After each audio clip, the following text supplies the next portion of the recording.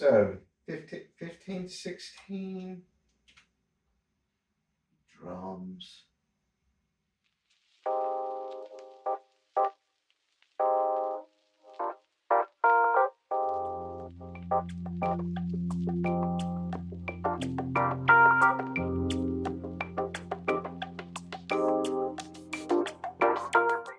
So before we get into the meat and potatoes of everything that we're going to be doing outside the studio, I've got a couple of tasks I need to do before we get to that.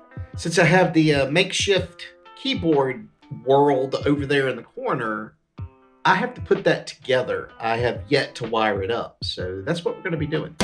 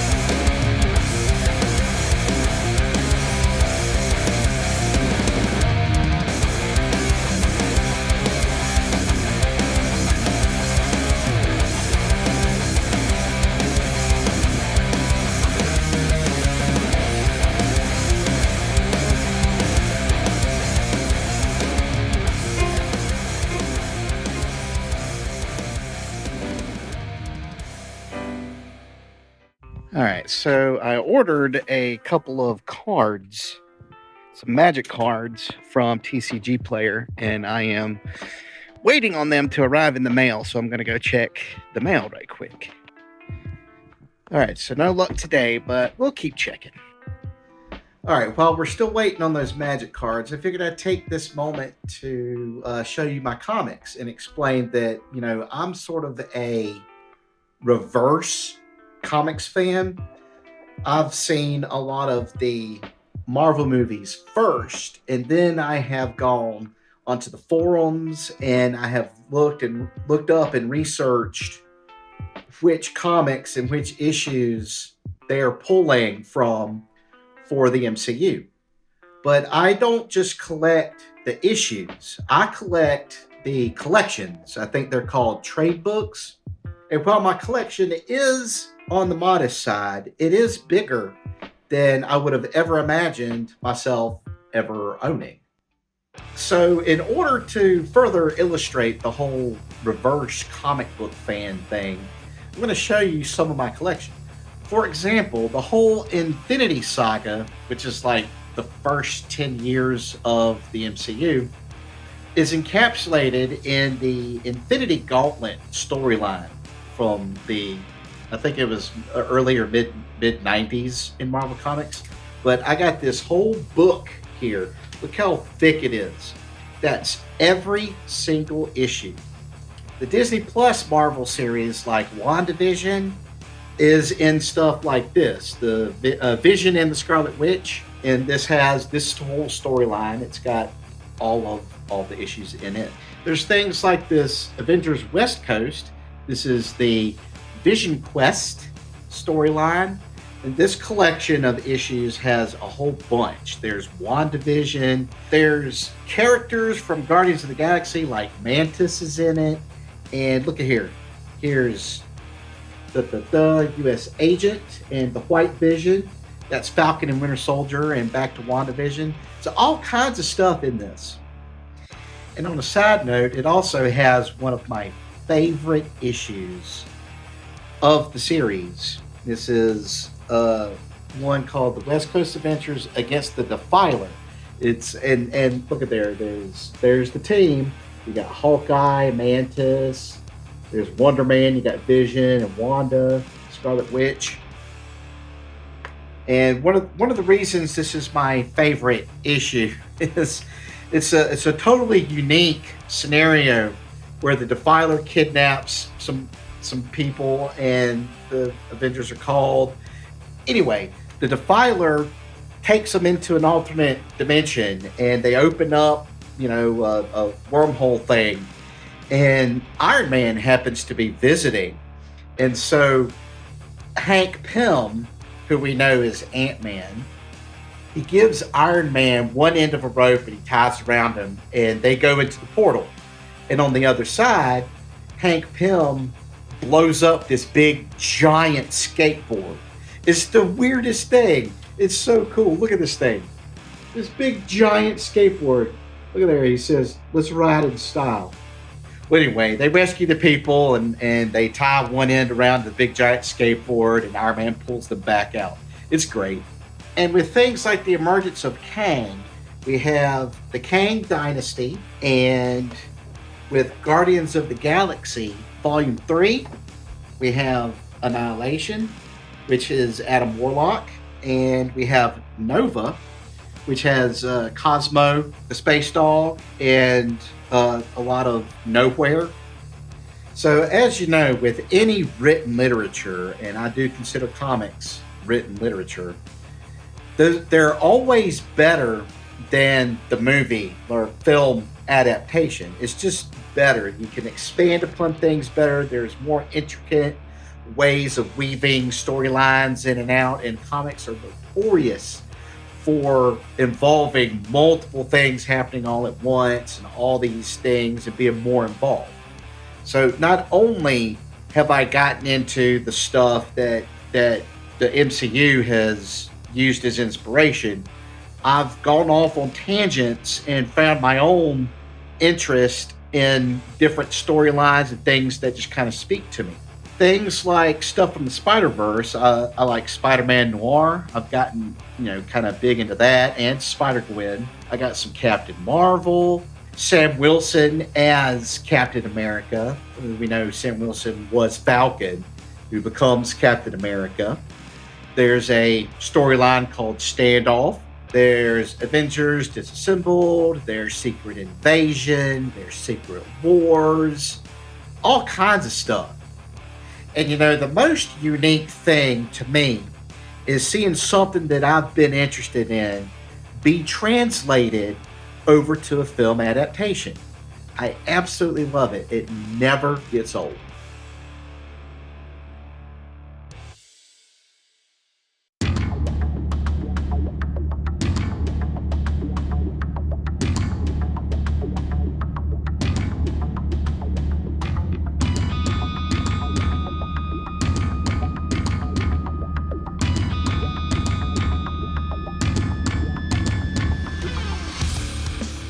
So I am just now started cleaning this up. It's a little late.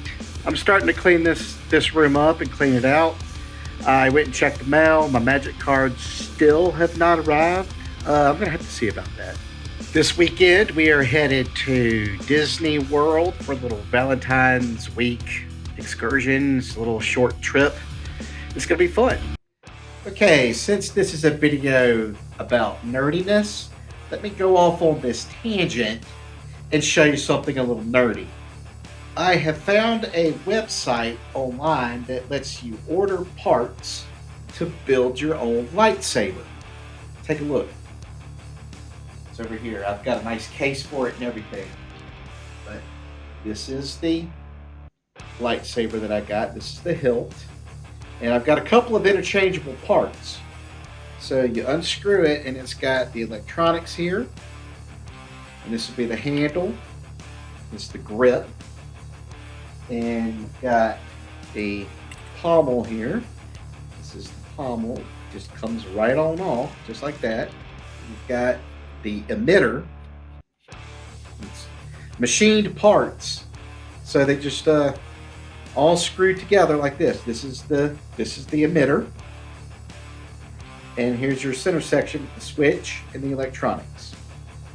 So it's not only just the hilt, it has a blade that you can put in it. It's called Pixel Blade, and you can swing it around like an actual lightsaber. So take the blade and you put it in here like this. And you take a little Allen wrench, and it comes with an Allen wrench, and you secure it in place. But once that is complete, you can turn it on. What was that? Huh?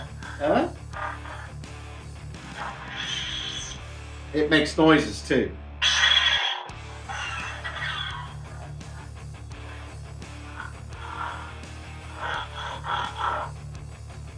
All right, let me take you through some of the settings on this thing. The assassin.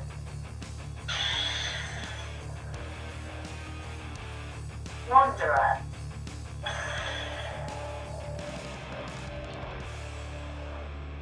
The protector. I think we've seen that one before. The sun.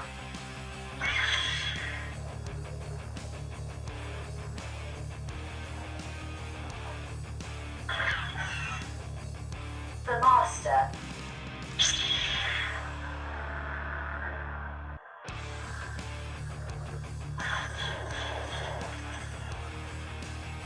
Fallen apprentice magenta.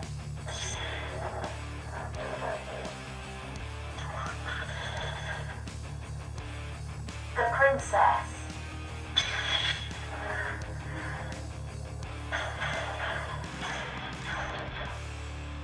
Double agent.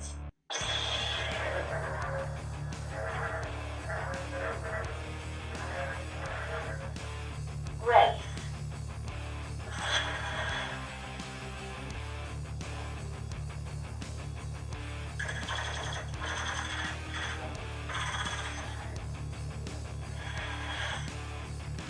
All right, I think I told you before that I had a couple of different parts to go on this. Let's look at those. All right, so I've got this one. This looks pretty cool. And this thing right here, that's an attachment that lets you put it on your belt for if you cosplay. Then we have this one. This one's really, really cool. I like this one. Then you've got this one. This one's really cool looking too. So with any of these parts, you can mix and match and have your own custom little kit. I've got my own little custom kit to put together any kind of style from the ones that I've got. And I'll just keep the one electronics and the one blade. How cool is that?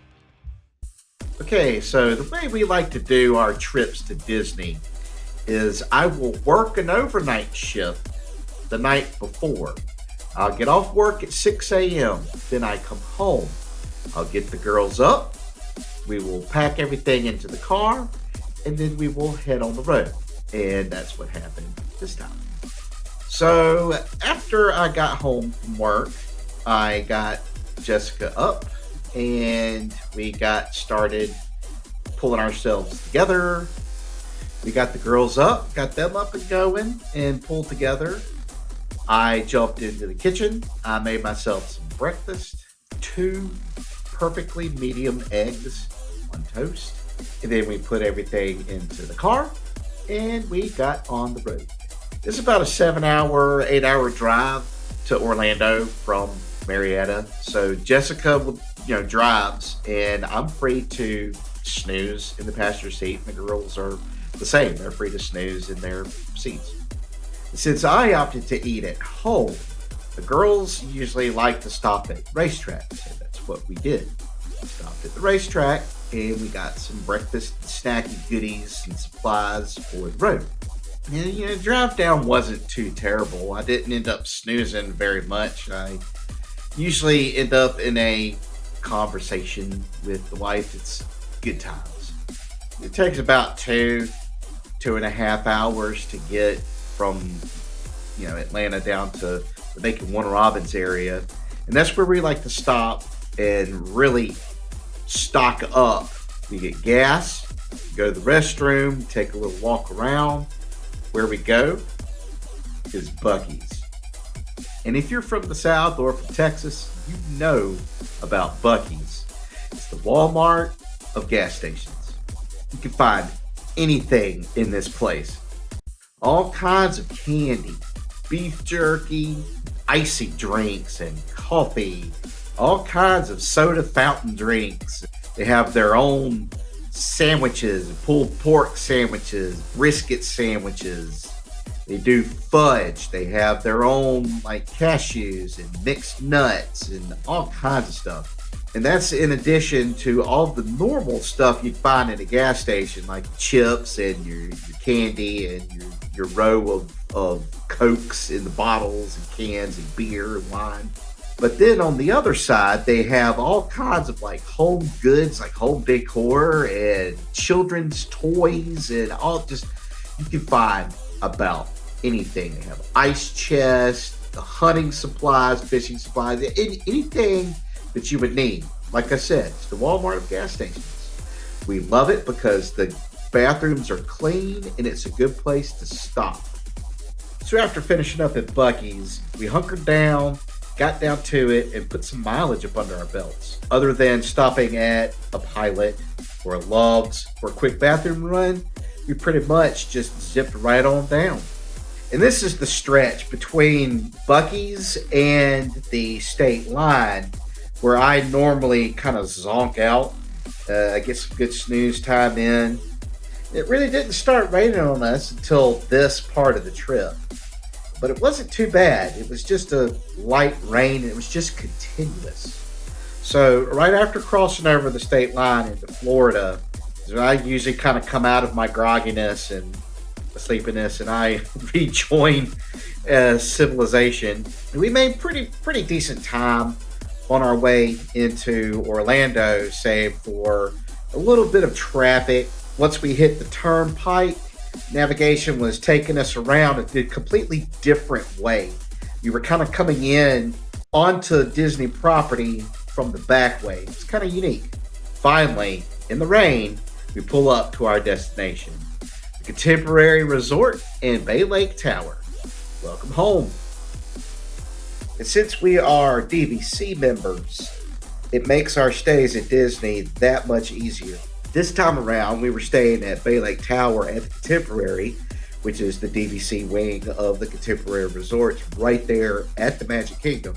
Our room was a studio room. It's got a queen bed and a pull-out couch, and it's a little bit smaller than we normally do. We try to go for like what's called a one-bedroom, but this time we wanted theme park view, and so we decided that we would be okay with the smaller room. So we had the theme park view to watch the fireworks for the Magic Kingdom at night. After getting settled in our room and everything, since it was a travel day and we just got done traveling 8 hours from Atlanta, we just decided to take it a little bit easy. We thought we would just bebop over to the Contemporary and catch the monorail over to the Grand Floridian and go to some of the shops there. And for those of you that don't know, the Bay Lake Tower is connected to the actual Contemporary Resort on the 5th floor by a sky bridge. So you can just walk right on over, and there's a monorail station right in the Contemporary. It's the resort line, so it goes from the Contemporary, then it'll stop off at the TTC, the Ticket Transportation Center, to the Polynesian, to the Grand Floridian, and Magic Kingdom. So we finished up at the Grand Floridian, jumped back on the monorail, back around to the Contemporary, went down to the Contempo Cafe, grabbed some food, and took it back up to the room. And after the long drive and full day, it was nice just to sit back and watch the fireworks from our balcony view. All right, here we go.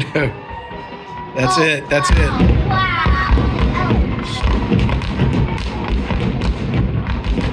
That's amazing, right?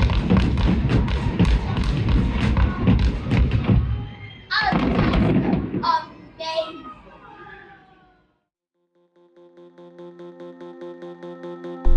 That's about all the time we have. Stay tuned for the next one. I'm going to continue with the Disney trip. We're going to go a stone's throw over to LaGrange for a trip to Great Wolf Lodge, which is happening this upcoming weekend.